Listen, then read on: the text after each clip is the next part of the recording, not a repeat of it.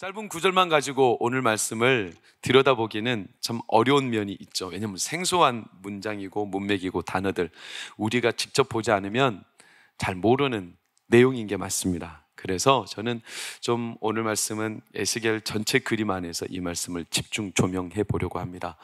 한번 잘 해보겠습니다. 말씀에 천착하여 들어보십시오. 저는 2년 전에 우리 동광교회가 나아가야 될 방향을 고민하다가 노아의 방주가 하나님이 주시는 사인이었어요. 그래서 노아의 방주를 준비해야겠다. 영적인 거죠. 마지막 때가 가까웠다. 노아의 방주를 준공해야 되겠다. 올해가 그 일환이었어요. 내년은 노아처럼 준행하자라는 거예요. 여러분, 노아처럼 준행한다는 게 뭘까요? 우리가 옷을 입는 걸 말해요. 제가 지난주 그래서 엘리야가 엘리사에게 겉옷을 입혀준 사건을 말하죠. 옷이 날개라는 것처럼 사람이 어떤 옷을 입느냐에 따라 그 사람의 행동거지, 그 사람의 신분, 그 사람의 삶의 방향, 하다못해 그 사람의 작고 미묘한 변화까지도 어떤 옷을 입느냐 아주 중요한 거예요. 그래서 저는 지난주에 성령의 겉옷, 성령이 입혀주시는 옷이 있습니다. 위로부터 입혀질 때까지 입기를 축복하였습니다. 여러분, 이게 우리에게 주신 하나님의 은혜예요, 은혜. 그러면서 엘리야가 그 성령의 겉옷을 구하는 엘리사한테 어려운 걸 구한다. 무슨 뜻입니까? 성령의 은혜를 주기 싫다, 어렵다 이런 뜻이 아니라 누구에게나 성령의 은혜가 주어지지만 중요한 건 우리 본성이 완고하여 성령이 이끌어 주실 때 처음에는 잘 따르는 싶다가 가다가 항상 중간에 틀어진다는 거예요. 마음이 완고하여 뒤로 돌아서고 자기 환영에 잡히고 자기 과거에 끌리고, 그래서 자꾸 성령의 인도하심을 순전하게 받아들이지 못하고 결국엔 성령의 인도하심을 스스로가 막아버리는, 그래서 어려운 일이다. 제가 그러면서 뭐라고 말씀드렸어요? 성령을 체험하는 것이 어려운 게 아니라 성령의 능력이 유지되는 게 어렵다.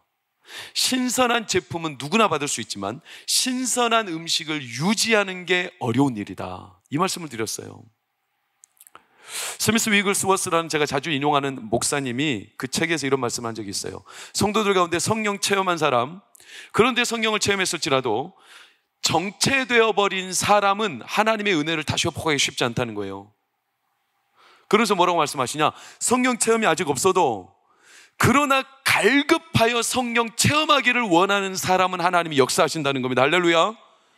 성령 체험이 있어도 정체되어 버린, 즉 유지가 안 되어 버리는 성도는 다시 그 역사를 경험하기가 쉽지 않지만, 성령 체험이 아직까지 없을지라도, 내가 느끼지 못하는 상황이 있을지라도 그러나 갈급하여 성령의 역사를 구하는 사람은 하나님이 그를 통하여 일하십니다. 할렐루야.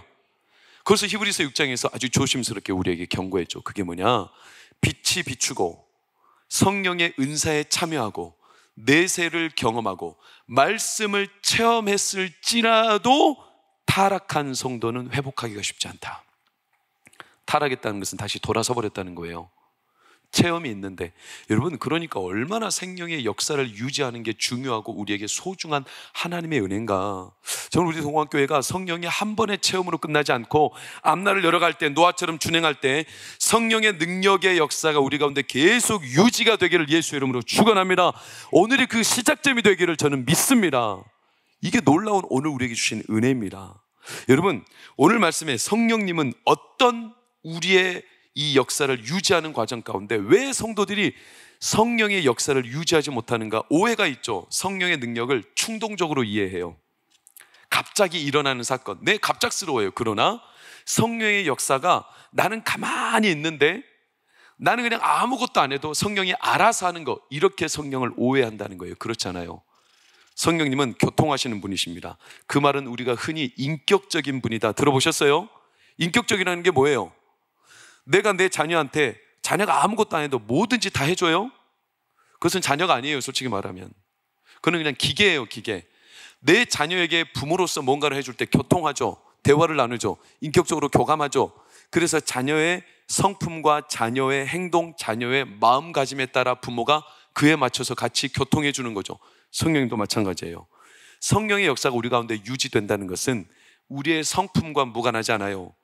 우리의 성격, 우리의 성품, 우리의 삶과 교통하면서 성령은 운행하십니다. 이게 참 중요해요. 그 단적인 증거가 뭐냐면 성령의 열매를 보면 알 수 있어요. 여러분, 성령의 열매가 갈라디아서 5장에 등장하죠. 뭡니까? 사랑, 희락, 화평, 오래 참음, 자비, 양선, 충성, 온유, 절제. 알면서도 모른 척 하시는 거죠. 겸손해서. 아니면 지금 내 성경에는 없다라는 그런 눈초리입니까? 이 9가지 성령의 열매가 공통점이 있어요. 그게 뭐죠? 성품이에요. 성품. 어떤 세상에 없는 탁월한 능력, 사건 이런 게 아니라 사랑이라고 화평, 오래 참음, 자비, 양선, 충성, 온유, 절제. 이건요 성품과 관련되어 있죠.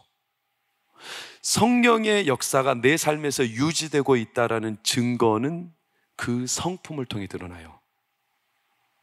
오해하지 마세요. 조건이 아닙니다. 사랑과 희락과 화평, 오래 참음 이런 성품이 있어야 성령이 나에게 일하신다 이런 뜻이 아니에요. 그게 아니라 결과, 성령이 내 안에서 유지되고 일하고 계시구나 라고 판단할 수 있는 증거가 그렇게 열매로 드러난다는 거예요. 나무에서 열매가 맺을 때 어떻게 알 수 있어요? 그 열매를 보면 나무가 살아있다 죽어있다 알 수 있죠. 열매가 맺혔다가도 나무가 생명력이 없고 썩어버리면 열매도 뚝 떨어지겠죠. 열매가 없어요. 낙과가 되는 거죠. 마찬가지예요. 우리 삶도 성령의 역사가 유지되고 있는 사람은 반드시 성령의 열매로 증거가 돼요. 그래서 저는 다음 주부터는 성령의 열매에 대한 말씀을 나눌 겁니다. 갈라디아서 5장 말씀을 묵상하시며 성령의 열매를 깊이 묵상하고 헤아리시기를 축복합니다. 이게 성령의 역사가 유지되는 증거, 성품의 측면, 성품. 왜 성품이 그렇게 중요할까? 오늘 설교의 제목인데 성령은 종횡무진하시는 분이기 때문에 그래요.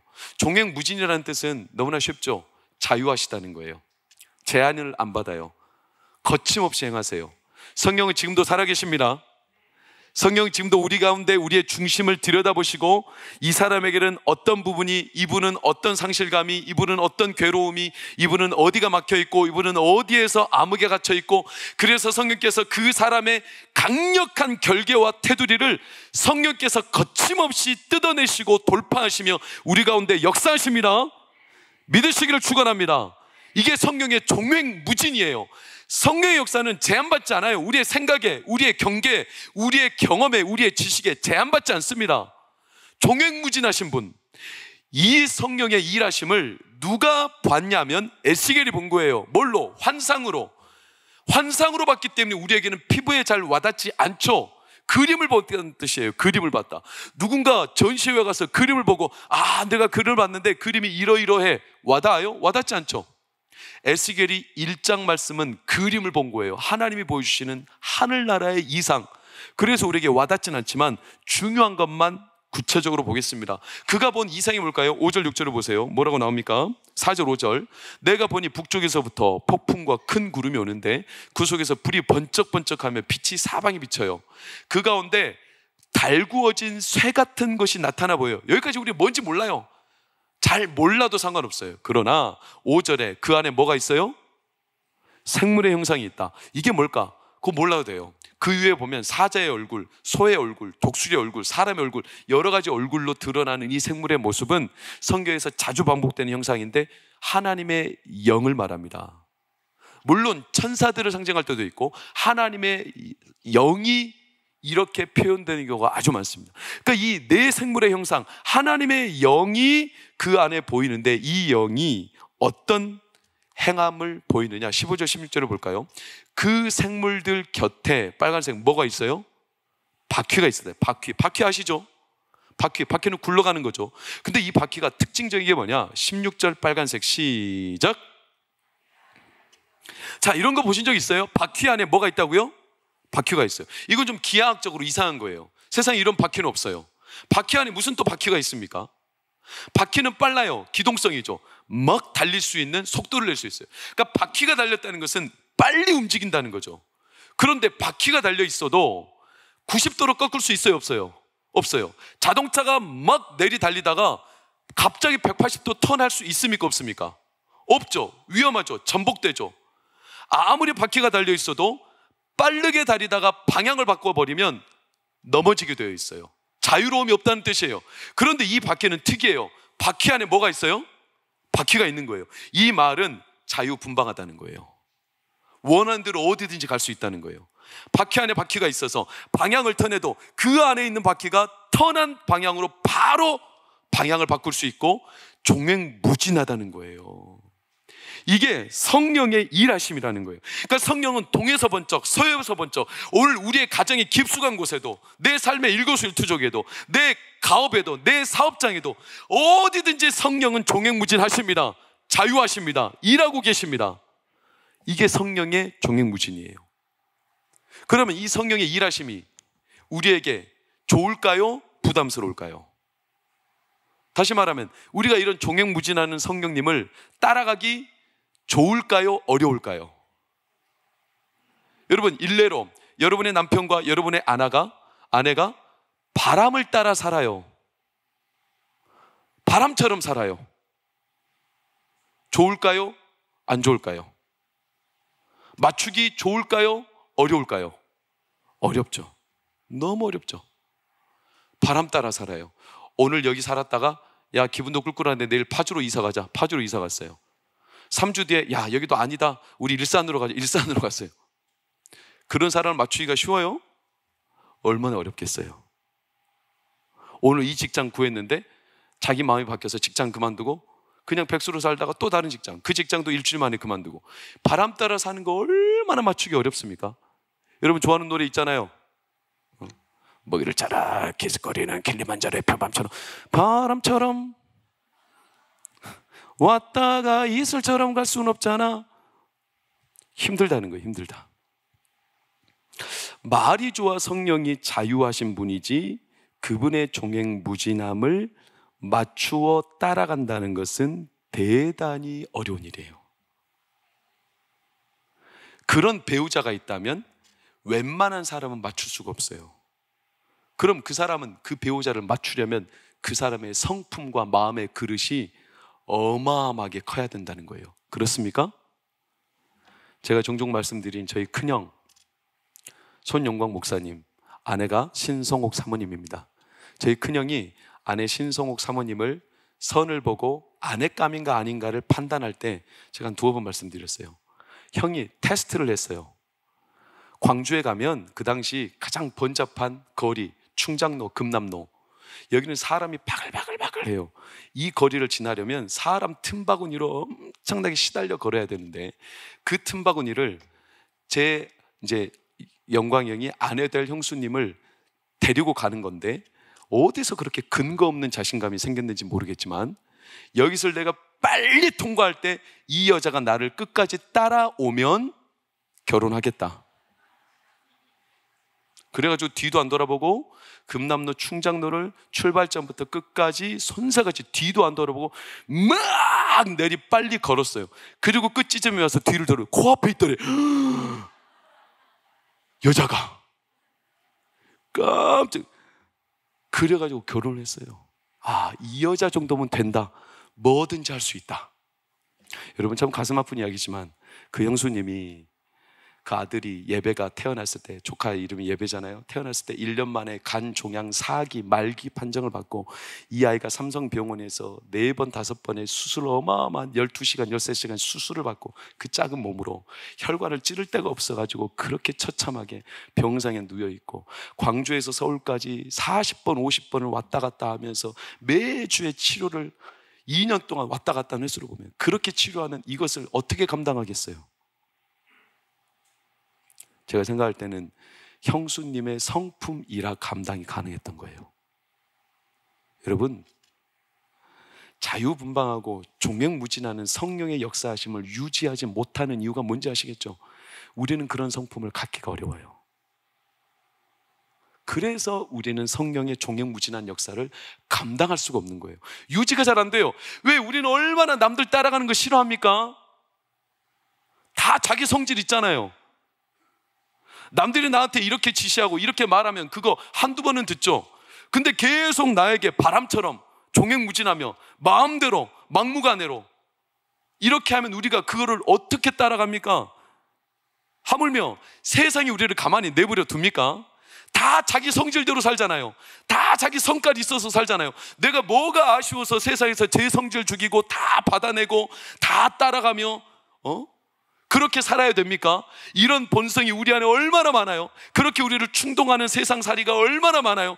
그러니까 우리가 세상을 살면서 우리의 성품 자체가 종횡무진한 하나님의 이 역사를 감당하기에 우리의 성품이 너무나 많이 힘겨운 상황일 수밖에 없다는 거예요. 세상살이가 그래요. 세상살이가 자기 성질대로 살 수밖에 없는 세상 아닙니까?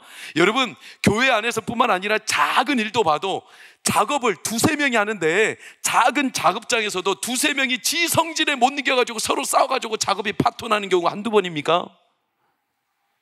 안 맞는다는 거예요. 내 성질과 안 맞는다는 거예요. 그런 우리가 어떻게 자기 성질을 다 그냥 내려놓고 막 자유분방하게 역사하시는 성령을 따라 그분을 품고 유지하며 살아갈 수 있겠는가? 저희 막내 아들 예일이도 성질이 있더라고요. 성질이 8살인데 성질이 지난 언제 예배 때 누군지는 말 안 해줄 겁니다. 그 목사님이 찬양 인도를 하는데 찬양 인도가 가사를 까먹어가지고 가사를 얼버무려 버렸어요. 온라인으로 예일이가 이걸 보고 있다가 뭐라고 말하냐면, 목사님 자기가 가사를 까먹으면 어떡해? 지도 눈이 있어요. 눈구녕은 단축구만 하는데 다 보는 게 있어요. 지 성질이 안 맞는다는 거예요. 하다못해 꼬마도 지 성질이 있고, 우리가 살아온 연수와 우리의 뼈대가 얼만데, 잔뼈가 얼만데. 여러분, 그러니까 사람들이요, 세상살이가요, 다 자기 감각, 자기 느낌, 자기 감정대로 사는 게 익숙해진 세상 아니에요? 쇼핑을 하고 여행을 하고 말을 하고 행동을 하고 어떤 선택과 판단을 하고 어떤 결심을 할 때도 다 자기 느낌과 자기 감각이 얼마나 난무합니까? 그러니까 유지가 돼요, 안 돼요? 안 되죠. 여러분, 경제생활도 자기 느낌대로 해보세요. 유지가 안 되잖아요. 어떻게 그 가정경제가 유지가 되겠어요? 하다못해 대인관계도 내 감각대로, 좋으면 친했다가 싫으면 그냥 내 책팽개처럼 그 대인관계가 유지가 되겠어요? 절대로 안 되죠. 세상살이도 내 느낌과 내 감각대로 자기 성질대로 살면 유지가 안 되는데, 하물며 하나님, 영적이신 그 하나님을 우리가 어떻게 느낌과 감각대로 감당할 수 있겠어요? 그러니 성령의 역사가 우리 가운데 유지되기가 쉽지 않아요. 감사를 유지하기 어렵고, 기쁨을 유지하기 어렵고, 온유를 유지하기 어렵고, 평강을 유지하기 어렵고, 그리고 우리 가운데 은혜를 사모하는 그 자리를 유지하기가 쉽지 않죠. 왜? 그날 기분 따라. 참 가슴 아픈 것은 최근에 한 설문조사에 따르면 기독교인 몇 명을 5,000명 정도를 조사를 했어요. 그들은 거듭난 그리스도인이에요. 거듭났다 함은 예수 그리스도를 믿고 나름 성령의 체험들이 있는 사람들, 이들이 살아가는 삶의 반경에서 질문을 던졌어요. 그 질문의 요지는 뭐냐? 그분들이 뭔가를 결정할 때, 윤리적인 판단을 내릴 때 어떤 걸 기준으로 판단을 내리느냐 했을 때 그 가운데 8%만 말씀을 기준으로 판단을 내린다고 그랬어요. 그럼 나머지 92%는요, 그날 감정과 기분과 상황에 따라 판단을 내린다는 거예요. 아니, 거듭난 그리스도인도 이게 우리의 실체예요. 이게 우리의 본 모습이죠. 그러니 성령의 지속적인 역사가 우리의 이 감각과 우리의 느낌 안에 머물 수가 없는 거죠. 가다가도 뒤틀려지는 거죠. 우리의 성품이 하나님의 그 역사를 감당하기에 아직 빚어지지 못했죠. 여러분, 그러나 중요한 것은 사막과 같은 세상에서, 여러분 사막에서 길을 잃었을 때 어떻게 생존할 수 있습니까? 여러분 사막에서 길을 잃어본 적이 없지만 우리가 상상해 보세요. 사막에서 길을 잃었다. 어떻게 생존할 수 있어요? 내 감각을 따라 길을 찾아가요? 아, 여기가 맞는 것 같아. 느낌을 따라 길을 찾아가요? 아니죠. 사막에서 생존할 수 있는 한 가지 근거는 유일하게 딱 한 가지, 그게 뭐냐? 나침판을 보고 가야 합니다. 나침판을 보고, 세상이라는 흔들리는 세상, 광야와 같은 사막과 같은 세상에서 우리가 하나님의 인도하심과 역사를 늘 유지하려면, 그 길을 따라가려면 나침판과 같은 성령의 인도하심, 말씀의 인도하심에 설 때만 따라갈 수 있습니다. 할렐루야. 그게 너무나 선명하지 않습니까? 그게 아니면 우리는 화를 당하게 되어 있어요. 에스겔 시대 때도 유다 백성들, 성도들이 그렇게 세상의 성질의 본성이 바뀌어가고 있어요. 그들의 뿌리 깊은 마음의 성향이 뭔지 아세요? 에스겔은 그것을 속담이라고 표현했어요. 속담, 그들 안에 속담이 흐른다. 여러분, 속담은 뭔가요? 속담은 누군가가 만들어낸 명언이 아니잖아요. 속담은 오랜 세월 동안 나도 모르게, 우리도 모르는 사이에 우리 안에 퍼져 있는 통념이죠. 그게 속담이죠. 속담은 진리에 가까워요. 모두가 그것처럼 인정하는 게 속담이 되어버린 거예요. 그 통념. 그럼 에스겔 시대 때 지배했던 속담이 뭘까요? 에스겔 선지서를 읽어보면 3번의 속담에 대한 내용이 대표적으로 나오는데, 첫 번째가 에스겔 11장 22절을 보실까요? 12장 22절, 인자야 이스라엘 땅에서 이르기를 날이 더디고 모든 묵시가 사라지리라는 속담. 이걸 한마디로 요약하면 하나님의 말씀은 아무 의미 없다. 날이 더디다, 이루어지지 않는다. 하나님의 뜻 아무리 외쳐봤자 하나님의 뜻이 뭐 우리에게 선하다고? 묵시는 더디고 이루어지지 않아. 이런 세상의 경향이 그 성도들을 덮어버렸다는 거예요. 그러니까 말씀에 대한 기대가 없어요. 성령님의 인도하심과 역사하심에 대해 그들은 기대조차 하지 않아요. 그러면서 두 번째 속담이 16장 44절에 나오죠. 두 번째 속담이 뭘까요? 두 번째 빨간색, 시작. 어머니가 그러하면 딸도 그러하다. 이들이 세상을 판단하고 가정을 판단하고 사람을 판단할 때 왜 저 사람은 저러는 거야? 어머니가 그런 거네. 그러하면서 싫어하더라는 거예요. 실제로 그런 게 아니라 자기 안에 이미 싫은 마음이 있는 거예요. 싫으니까 그 사람을 내칠 때 핑계를 대며 어머니가 그러니까 그 딸도 그러하다, 이렇게 염증을 남에게 덮어씌우고, 그러다 보니 이들이 자기의 평생의 삶을 어떻게 판단할 수밖에 없느냐. 마지막 속담 18장 2절을 보실까요? 빨간색, 시작. 아버지가 신포도를 먹었으므로 그의 아들의 이가 시다. 얼마나 말도 안 되는 속담이에요. 아버지가 신포도를 먹었기 때문에 그 아들의 이가 시대요. 아니, 아버지가 먹은 포도 맛이 왜 아들에게까지 신맛이 나갑니까?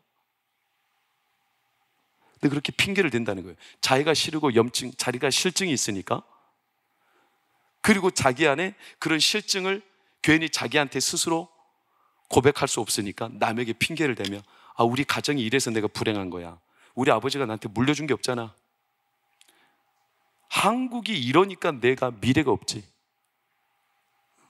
내 주변 친구들이 다 이러니까 내가 이렇게 살 수밖에 없는 거야. 이런 수많은 세상의 속담, 이 속담들은 한 가지로 그냥 공통적으로 말해보면 비관, 자기 신세 한탄, 원망, 부정적인 생각이 그들의 성향에 뿌리 깊게 속담처럼 자리 잡고 있었다는 거예요. 그러니 여러분, 자기 느낌대로, 자기 감각대로 판단하고 생각하는 이들 안에 성령의 역사가 유지가 되겠어요? 그럼 우리는 예외입니까? 우리는 어떻습니까? 이 시대를 지배하는 속담은 없습니까? 여러분의 마음을 이실직고하고 스스로 살펴보십시오. 내 영혼에 하나님의 역사하심을 자꾸 걸리게 만드는 내 영혼의 깊은 곳에 속담과 같이 변하지 않는 내 영혼에 쓰디쓴 물들은 없습니까? 이게 이스라엘 백성 에스겔 선지자 시대 때 실체였어요. 시대적인 흐름이 그랬어요.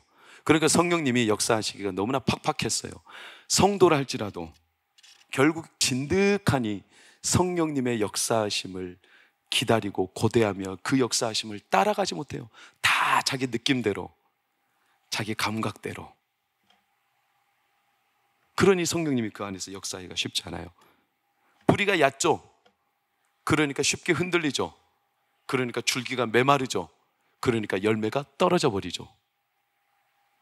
그래서 사도 바울은 일찍이 우리에게 예고했어요. 사도 디모데 후서 3장 3절에서 5절을 보면, 그래서 마지막 때 사람들, 성도들을 포함하여 우리 안에 드러나는 증상들이 뭐냐? 무정하고 원통함이 가득하고 모함하고 절제하지 못하고 자기 느낌대로 자기 생각대로 싸납게 굴고, 그리고 쉽게 배신하고 돌아서며 조급증에 걸려있고, 경건의 모양은 있는데 깊은 하나님에게서 나오는 경건의 능력은 없고. 여러분, 이런 안타까운 현실 앞에 성령님은요, 우리 가운데서 여전히 일하기를 원하십니다. 우리 가운데 성령의 역사가 유지되기를 원하십니다. 그러면 어떻게 하실까요? 하나님께서 우리를 책망하시는 게 아니에요. 그런 뿌리 깊은 속담과 같은 우리의 근성, 마음의 그런 속담과 같은 우리 안에 자기 감각, 자기 느낌, 자기 생각, 이것을 성령의 역사를 유지하지 못하게 만드니 성령께서 우리를 통하여 일하시기 위하여 어떻게 하시냐면 이런 뿌리 깊은 근성들을 하나님께서 제거하여 주십니다. 할렐루야. 제거하시죠. 그래서 에스겔 시대 이스라엘 백성들이 어떤 신변에 처했냐면 포로가 된 거예요. 포로가 바벨론의 포로가 된 거예요. 왜 포로가 됐을까요? 그전에는 자기 원하는 대로 살았거든요. 포로가 아닐 때는 자기 느낌대로, 자기 원하는 대로, 자기 생각대로 살았는데 포로가 돼가지고 꽁꽁 묶여 있으니까 자기가 원하는 대로 살 수 없는 상황이 돼버렸어요. 점점 메말라가죠. 바닥을 치죠. 그러면서 그들은 아무것도 못하는 포로가 되니까 그제서야 뭐가 드러나느냐? 놀랍죠. 역설이죠. 잠언 19장 21절을 보실까요? 우리의 많은 계획과 생각이 있을지라도 그게 묶이고 나니까 빨간색 시작. 오직 여호와의 뜻만이 완전히 서리라. 할렐루야. 여러분, 신앙생활은 하나님의 역사하심은 내 뜻이 포기되는 순간부터 시작됩니다. 할렐루야. 여러분, 하나님의 역사하심을 믿으십니까? 하나님 우리 가운데 일하시기를 원하신다는 사실을 믿으십니까? 그 말 즉슨 뭡니까? 내 안에 어려운 것들, 하나님이 보시기에 손목사야 너 안에 그게 있어서 하나님의 역사가 잘 이루어지지 않는다. 그러니 하나님이 우리 안에 그것을 거둬가시는 겁니다. 그것을 제거하시죠. 그것을 치우시는 거예요. 여러분, 우리의 믿음은 거기에서부터 시작되는 거예요. 우리가 하나님을 믿고 신뢰한다는 것은 내 뜻과 계획이 먼저 하나님 앞에 내려지는 걸 말하죠. 그게 그분을 신뢰하는 증거 아닙니까? 여러분, 내 현실이 실패했어요. 내 감각과 내 느낌이라면 이 실패한 상황이 너무나 괴롭죠. 그런데 진짜 믿음은 거기에서부터 시작돼요. 그래서 믿음은요, 어떤 실력이냐면 실패를 보며, 고난을 보며, 고통을 보며, 우리가 고통이 없고 고난이 없으면 좋겠지만 때로 내 가정에 어려움이 있을 때 그것을 보며, 진짜 믿음의 실력은 그 어려움을 하나님의 눈으로 해석할 수 있는 사람이 믿음의 실력이 있는 사람입니다. 영어 실력이 있는 사람은 어때요? 영어 문장을 써놓고 영어를 해석할 수 있는 사람인 것처럼 믿음의 실력이 있는 사람은 고난이라는 문장을 놓고, 고통이라는 문장을 놓고, 자기 가정 안에 반복되는 어려움을 놓고, 그걸 놓고 해석할 때 자기 생각과 자기 감각으로 해석하지 않고 하나님의 주신 믿음의 눈으로 해석하는 거죠. 그게 그 사람이 진짜 실력이에요. 그래서 그 사람은 하나님의 일하심을 믿어요. 신뢰해요. 그렇기 때문에 그 사람의 믿음은 언제 증명이 되냐면 하나님을 신뢰하기 때문에 내 뜻은 하나님 앞에 다 포기하면서 믿음이 증명되는 겁니다. 이게 포로로 삼으신 하나님의 섭리죠. 그들이 포로가 되었어요. 그러자 자기 뜻이 다 꺾였어요. 놀랍게도 그러면서부터 하나님이 에스겔에게 하나님의 바퀴 속에 있는 바퀴 영상을 보여주시는 거예요. 이 바퀴는요, 지금부터 종횡무진하다는 거예요. 에스겔 1장 1절을 보세요. 그들은 포로를 앞에 있지 않습니까? 내가 사로잡힌 자다, 아무것도 할 수 없는 자다. 그런데 역설적이게도 그때 하나님은 에스겔에게 4절부터 환상을 보여주시는데, 이미 제가 앞서 말씀드린 것처럼 바퀴 안에 바퀴가 있어서 나는 묶여 있는데 하나님의 영은 묶이지 않았고, 하나님의 영은 종횡무진하며 하나님의 영이 얼마나 활발하게 움직이는지 그 하나님의 영광의 역사를 에스겔이 보며 너무나 깜짝 놀랐다는 거예요. 그러면서 그가 보게 된 광경이 뭔 줄 아세요? 자기의 실상이었어요. 자기 실상. 나중에 에스겔 8장을 제가 꼭 읽어보라고 누누이 몇 번 말씀드린 적이 있어요. 에스겔 8장이 에스겔의 실상이에요. 8장을 보면요, 하나님의 영에 감동하여 에스겔이 들어가요. 성전 안으로 들어가요. 그 성전은 우리 자신을 뜻하기도 해요. 내 영혼의 깊은 곳에 들어갔더니 거기에 뭐가 있냐면 질투의 우상, 하나님을 질투하게 하는 내 감각과 내가 원하는 우상이 가득하더라는 거예요. 이것으로 끝이냐? 아니에요. 인자야, 더 들어가 봐라. 더 들어갔더니 거기에 뭐가 있냐면 세상의 각종 곤충, 가증한 짐승들을 자기의 마음의 벽에다가 정말로 다 그려놓고 그 앞에서 절하는 사람들의 모습. 참상이죠. 그런데 인자야, 이걸로 끝인 줄 아느냐? 더 들어가 봐라. 더 깊은 곳에 들어갔더니 거기에서는 바벨론의 신인 담무스를 제단에 올려놓고 경배하는 제사장들, 저와 같은 목회자들, 중심이 딴 곳에 있는 사람들, 인자야, 이걸로 끝인 줄 아느냐? 더 들어가 봐라. 더 들어갔더니 거기에는 바벨론의 태양신을 모셔놓고 온 이스라엘 성도들이 절하고 있는 광경. 인자야, 자기 감각과 자기 생각대로 살아가는 이 백성들 안에 성령의 역사가 유지될 수 있겠느냐? 이걸 반문하시죠. 그러면서 안타깝지만 성령의 역사가 그 성전을 떠나는 장면이 에스겔 10장에 등장합니다. 함께 할 수 없다는 거예요. 왜? 하나님은 빛이시기 때문에, 그분은 거룩한 순결한 영이시기 때문에 가증한 것들과 함께 할 수 없다는 거죠. 에스겔이 얼마나 가슴이 아팠을까요? 그런데도 불구하고 에스겔이 소망을 놓지 못했던 이유가 뭔지 아세요? 그렇게 영이 활발하게 종횡무진하며 떠나가 에스겔을 이끌어간 곳이 어디냐면 결국에는 포로된 그곳, 난 아무것도 할 수 없는 그곳까지 에스겔을 하나님의 영이 끌고 가서 보여주시는데, 그게 11장 18절에서 20절 말씀이에요. 그들이 그리로 가서, 그들은 내 생물을 말해요. 하나님의 영이 그 포로된 그발 강가에 가서 그 가운데 모든 미운 물건, 모든 가증한 것, 들어가면 볼수록 가증스럽던 그것들을 어떻게 하셨다? 제거해 버리고 계시더라. 할렐루야. 제거해 버리시고 성령이 우리 가운데 어떤 일을 행하시냐면, 여러분, 너무나 감격적인 장면입니다. 내가 포로되어 내 뜻과 내 감각과 내 생각이 다 멈춘 듯 보였지만, 그러나 성령은 종횡무진하시며 그 포로된 에스겔과 그 포로된 강가에서 함께 하시며 결국에 그들 안에 있는 모든 밉고 가증한 것들 다 제거하시고 뭐 하시냐? 19절, 우리 안에 새 영을 부어주시며 돌 같은 마음을 제거하시고 살처럼 부드러운 하나님의 마음을 허락하십니다. 할렐루야. 이걸 에스겔이 봤을 때 가슴이 뛰었던 거예요. 아, 이게 끝이 아니고 내가 이렇게 포로된 자로 이제 아무것도 할 수 없는 삶으로 끝나는 게 아니라, 하나님이 나를 이렇게 맨바닥을 치게 하신 이유는 선명하다는 거죠. 그게 뭐냐?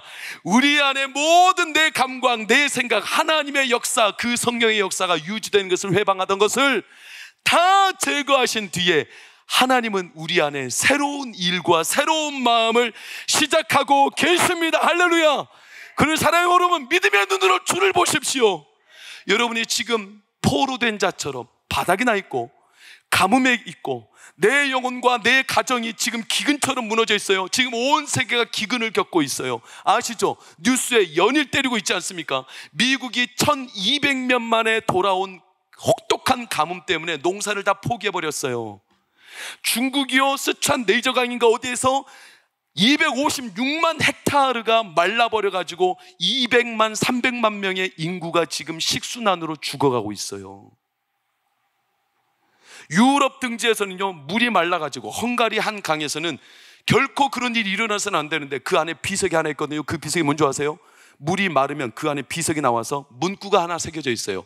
내가 보이면 울어야 한다. 무슨 말이냐? 이 정도까지 수면이 낮아졌다면 이제는 이 땅에 재앙이 온 거다. 그게 헝가리에서 지금 강바닥에 드러난, 여러분, 이런 온 세상의 기후와 온난화와 우리의 삶을 가뭄으로, 그래서 우리 한국도 이제는요, 예전으로 돌아갈 수 없어요. 저는 불길한 징조를 말씀드리는 게 아닙니다. 경제 상황 예전으로 돌아갈 수 없다고 미래학자들이 누누이 말하고 있어요. 더 악화되는 건 뭔지 아십니까? 우리나라가 인구 절벽으로 2050년도에는 우리나라 인구가 절반으로 뚝 떨어집니다. 다음 세대가 없어요. 자녀를 낳지 않아요. 자녀를 낳지 않는 이유가 뭡니까? 우리 젊은 분들한테 제가 촉구하는 건 아니에요. 그러나 많이 낳으십시오. 왜 안 낳습니까? 혼자 사는 게 즐거운 세상이 되어버렸어요. 뭐가 말라가고 있습니까? 뭔가 어둠의 영이 쌓여있죠. 하나님의 가치들이 뚝뚝 떨어지고 있죠. 그래서 더 이상 세상이 하나님을 바라보지 않고 하나님의 일하심을 유지할 수 없는 본성으로 향해 가고 있다는 거예요. 강바닥이 되어가고 있죠. 그래서 기근이 찾아오고 있는 거예요. 그러나 이 기근은 영적인 기근이에요. 하나님의 말씀을 듣지 못한 기갈이라고 아모스 선지자는 누누이 말했어요. 여러분, 이런 온 세계를 강타하고 있는 이 가뭄은요, 사실은요, 우리에게 원인이 있어요. 왠지 아세요?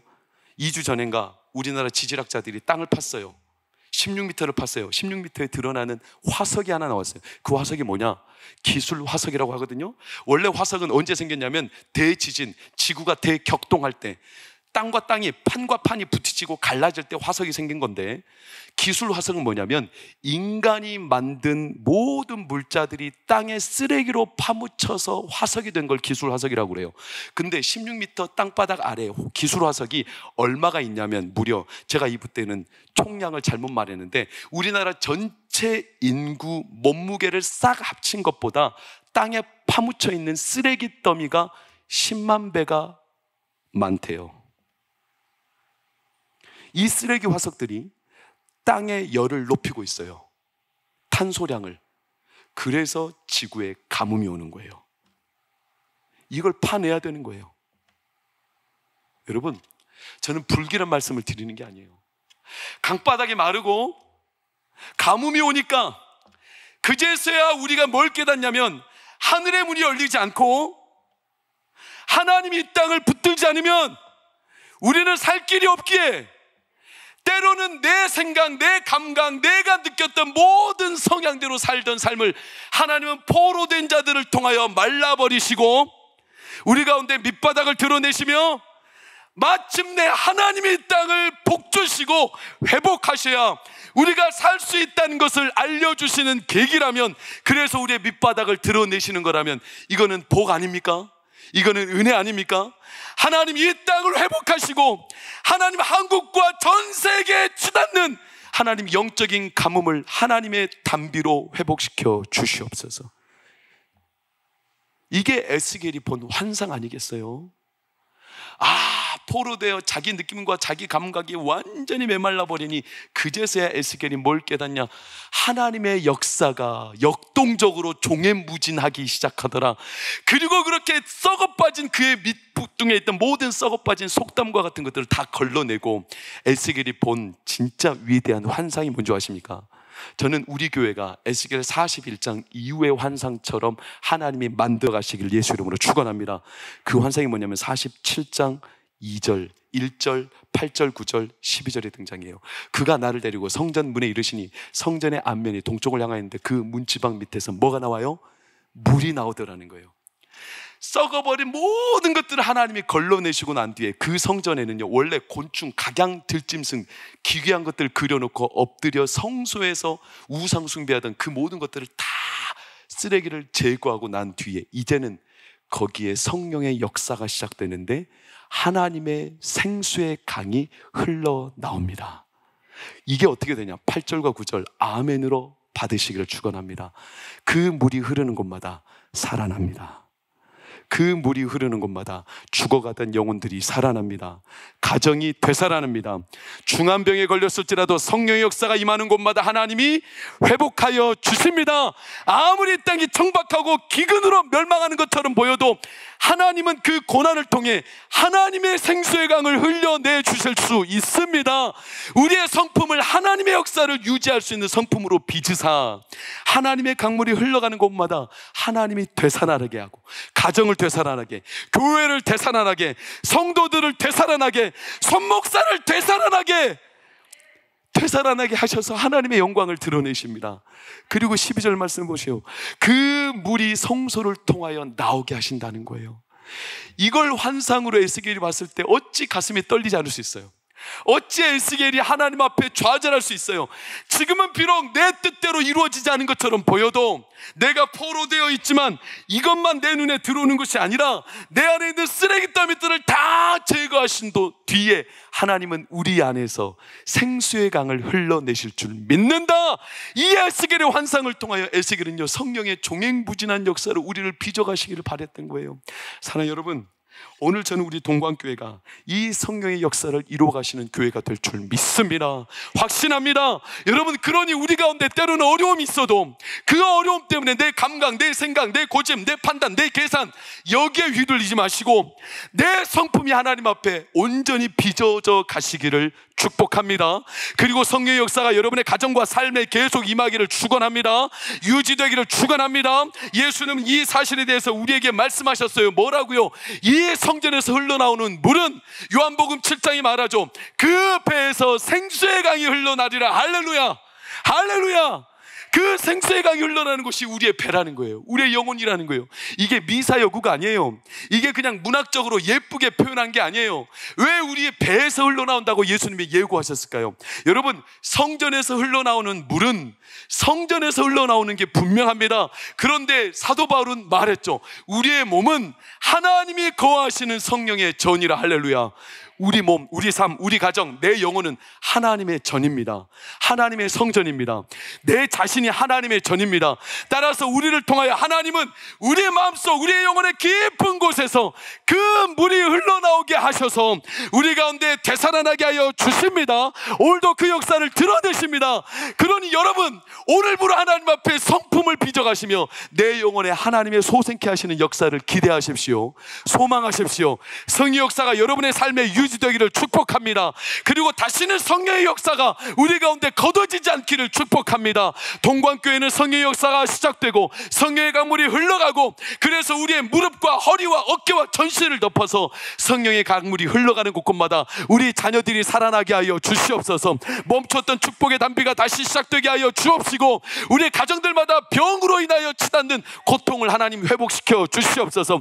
죽어가던 자들이 살아나게 하여 주옵시고, 어둠에 갇힌 자들이 다시 일어나게 하여 주시옵시고, 우리가 하나님의 역사를 빚어낼 수 있는 성품이 되어서 우리 안에 사랑과 희락과 화평과 오래 참음, 자비, 양성, 충성, 온유, 절제, 이와 같은 열매들이 풍성하게 성령의 역사를 유지하는 우리 안에 증거가 되어서 동관교회가 마지막 때 하나님의 성령의 바람, 성령의 역사를 온전히 경험하며 우리가 살아가는 곳곳마다 하나님의 일하심을 여러분의 삶을 통해서 드러내시기를 예수의 이름으로 축원합니다.